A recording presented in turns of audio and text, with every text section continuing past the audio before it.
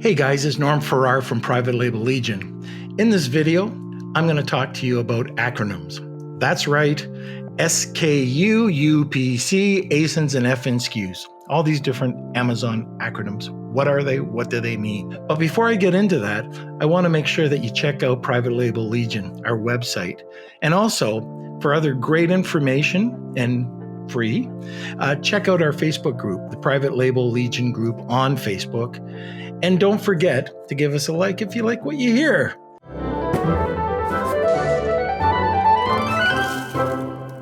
Let's dive into this. A lot of new Amazon sellers, they hear the word ASIN and, we'll be talking to them and they'll be going like this, and it really is this. They don't know what the heck an ASIN is, and they don't want to look bad, and they don't want to say, I don't know what an ASIN is. So they just smile and wave. Well, let me go through the different acronyms right now and try to explain each one. So first one's a SKU. You've probably heard that before, a product SKU. Well, this is not for the retailer. It's not for an e-tailer. This is strictly for you or the manufacturer. And this is a way of cataloging your product. And it's a logical sequence of alphanumeric characters, usually around 8 to 14 characters long. I'm going to give you an example. Let's take soap. So you've got soap bars and bath bombs, both kind of soap related. So I'll stick with the soap bar. So I have a soap bar, so I'm going to start with SB. And then I'm going to, let's say there's a process. So again, it's logical. There's a soap bar. What type of process? Are you using hot melt? Are you using cold process? There's all sorts. I don't have to give a soap lesson today, but there's all sorts of different soap processes. So there's a cold process. So now it's SBCP. Okay, the next digit for me is 53. Why? Because it's 5.3 ounces. Now, it might be 4 ounces. So it'll be 4N. Why N? Well, when you're building out these SKU numbers, a lot of the times you don't want to confuse zeros and O's. So I replace that with an N. You can replace it with anything you want. You can keep a zero or an O, but it just gets confusing, especially when you start to build these out. Now, the next one is, for me, a scent. Lavender, LAV. And then, again, N3. What the heck's an N3? It's a 3-pack. Or an N1, a 1-pack. Or an N5, a 5-pack. And then I ended this with a GS, gift set. So if I looked at this, or if I looked at any of the other 72 different scents, I can tell whether it's a soap bar, which is cold process or hot melt, whether it's a 4 ounce or 53 ounce, lavender, Dead Sea mud, almond cherry, whatever it is, a 1-pack, 2-pack, 3-pack, and if it's involved with a gift set or not. So it's just a logical sequence. Why spend the time doing this? Well, it's for you. It's to understand and track your inventory, what's selling, what's not selling.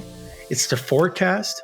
Once you start selling and you want to see trends, you can see how much you can forecast and what your inventory strategy will be, how much you have to order, how far ahead you have to plan. If you're coming into a holiday season and you're selling soap, that could be a great gift. So it helps you with that.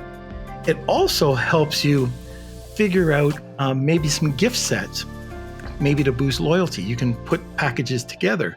You could either take your your best-selling products, let's say Dead Sea Mud and Lavender, or you could take a gift set, a 3-pack, Dead Sea, Lavender, and Sweet Pea Blossom. Well, right there, Sweet Pea Blossom is definitely not going to be a big seller just by the name. But if you put it together and you change the name later on, this would be a great way to clear out some product.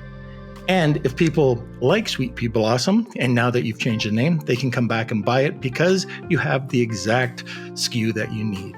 So those are a few things that you need to know about the SKU. It's about you. It's about nothing else.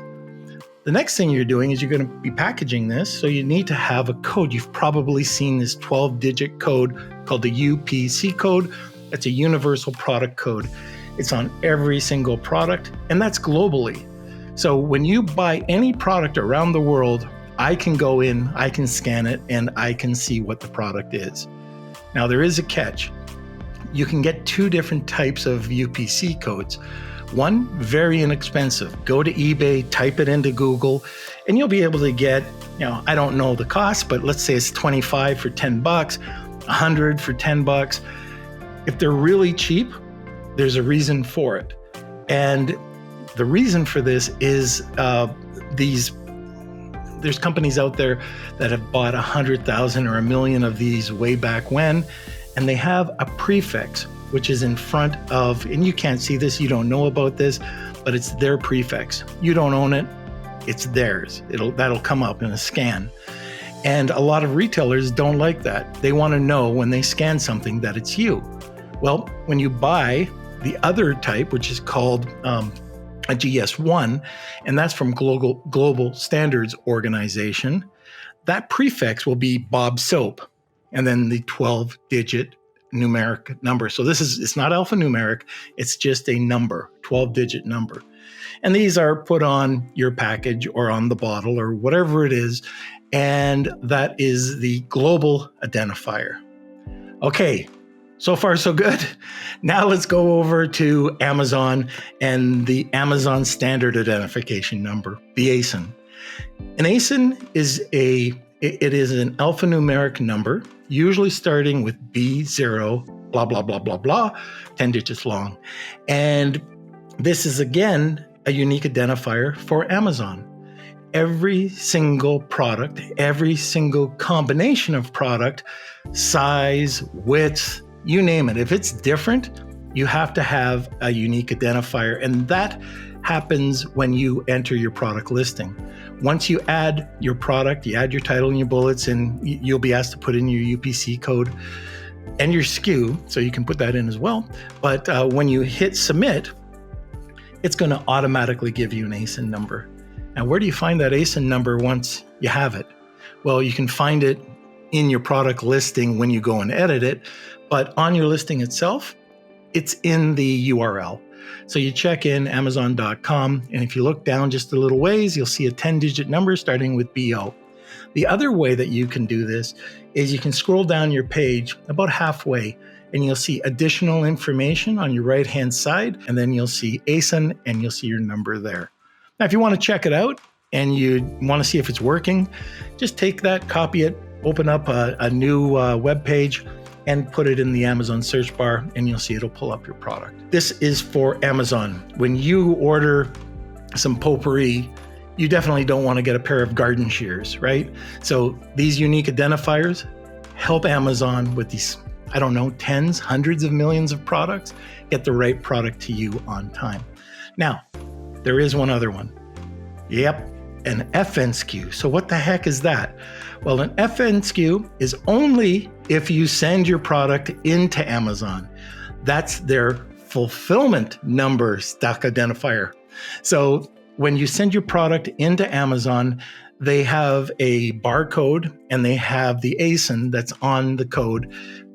And what that's used is to scan each product. So if it's in their huge, massive fulfillment warehouses, they can keep track of everything. Now, the good news is that if you have fulfilled by merchant, that's FBM, you're doing it yourself or through a warehouse, you don't have to worry about that.